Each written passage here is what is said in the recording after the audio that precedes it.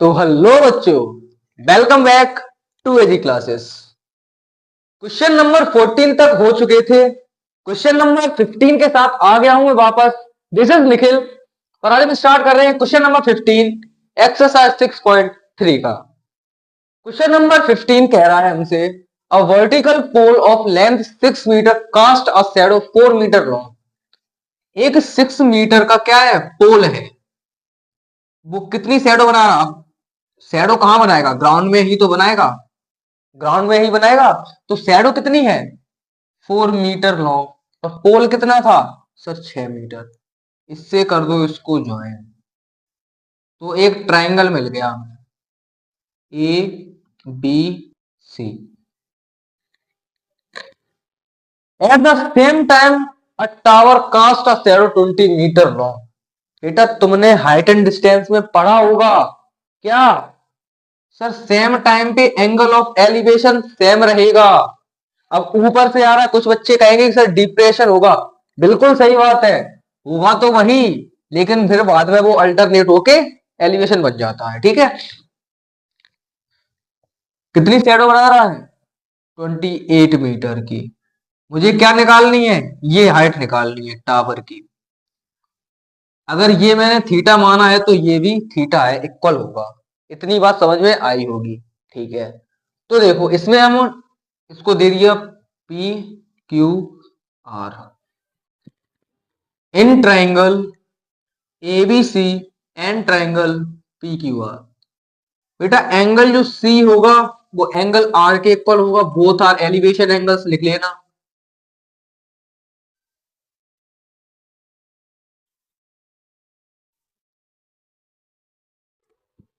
ठीक है, इतना होने के बाद और देखो, जो एंगल बी होगा, पोल तो दोनों 90 डिग्री पे ही रहेंगे। एक पोल यहाँ है, एक पोल अगर मैं ऐसा ही यहाँ पे खड़ा कर दूं तो ग्राउंड के साथ एंगल तो 90 डिग्री का ही बनाएगा। तो ये भी 90 होगा और ये भी 90 डिग्री होगा। तो एंगल जो बी होगा वो एंगल क्यू के इक्वल होगा, बोथ 90। इतनी बात समझ में आ गई होगी। अगर इतनी बात समझ में आ गई तो देखो, triangle A B C similar होगा किसके, ए किसके इक्वल है नहीं बता, बी किसके है सर क्यू के है, सी किसके है आर के है, बचा क्या पी, बचा P Q R by angle angle. अब देखो इसका ए बी अपॉन में P Q, B C upon में Q R is equal to A C upon में यार, जिस चीज की वैल्यूज पता है उस उसकी वैल्यूज रख दो। ए बी की वैल्यू है 6 मीटर, पी क्यू की वैल्यू है मुझे नहीं पता, मुझे निकालनी है x metre, is equal to B C की कितनी है, B C 4 metre upon Q R की कितनी है 28 मीटर। ए सी की मुझे नहीं पता, पी आर की मुझे नहीं पता, मैंने ऐसे ही छोड़ दिया। ये रेशियो उठा लो, 6 upon x is equal to 4 upon 28। इससे ये कटेगा तो 7 टाइम्स, क्रॉस मल्टीप्लाई करा दो तो ये x का 1 में होगा तो x आएगा और इसका उसमें होगा तो 42।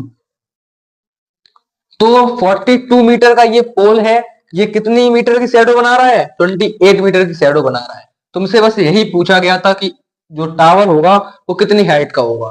ठीक है, 42 मीटर का पोल होगा तो ये कितनी हाइट बनाएगा, वो शैडो बनाएगा 28 मीटर की। ठीक है,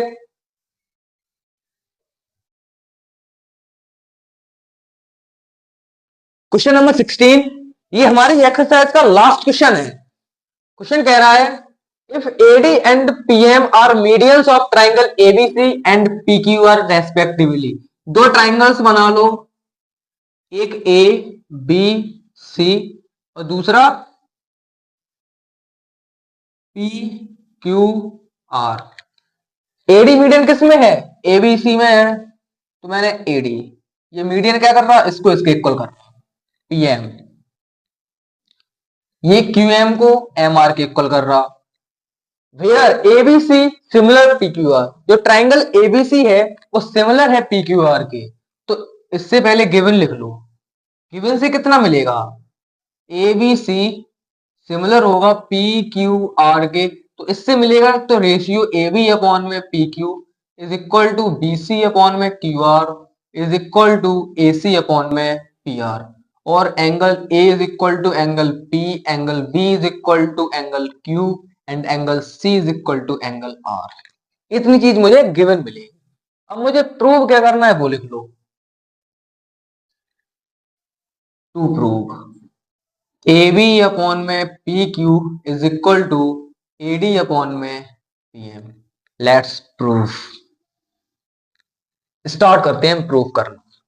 अब देखो एडी अपॉन पीएम पता है, एडी कौन से ट्राइंगल में आ रहा सर, इसमें भी आ रहा, इसमें भी आ रहा, कंफ्यूज्ड अभी नहीं है। अब देखो ए बी, ए बी किस में आ रहा सर, ए बी डी में आ रहा।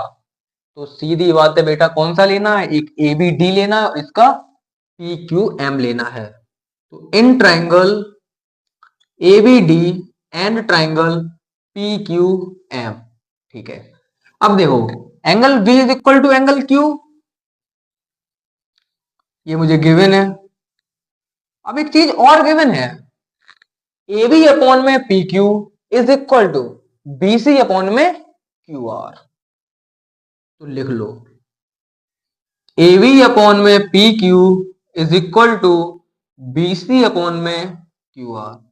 बेटा बी सी दो पार्ट्स में डिवाइड हो रही है, एक बी डी में और एक डी सी में, लेकिन दोनों पार्ट्स कैसे हैं, इक्वल हैं। अगर बीसी का मैं हाफ कर दूं, अगर बीसी का मुझे मैं हाफ दे दूं तो मुझे दो पार्ट्स मिलेंगे, एक डीसी मिलेगा, एक बीडी मिलेगा। तो इससे मैं बीडी ले लूंगा, डीसी को नहीं टच करूंगा, ठीक है।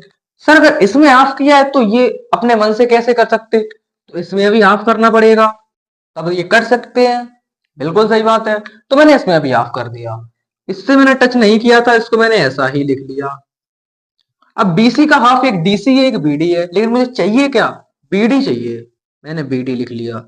अब क्यू आर का हाफ सेम वही होगा, ये भी मीडियन है, ये भी इक्वल पार्ट्स में डिवाइड कर रहा, तो एक एम आर है एक क्यू एम है। अब मुझे चाहिए कौन सा, ट्राइंगल में क्यू एम है, सर जब इसका बीडी लिया तो इसका कौन सा लोगे, क्यू एम।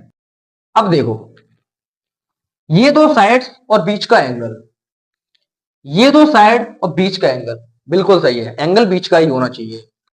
तो triangle A B D similar होगा किसके, सर ट्राइंगल कैसे लिखोगे, बी किसके इक्वल है, क्यू के है, बीच वाला क्यू मिल गया।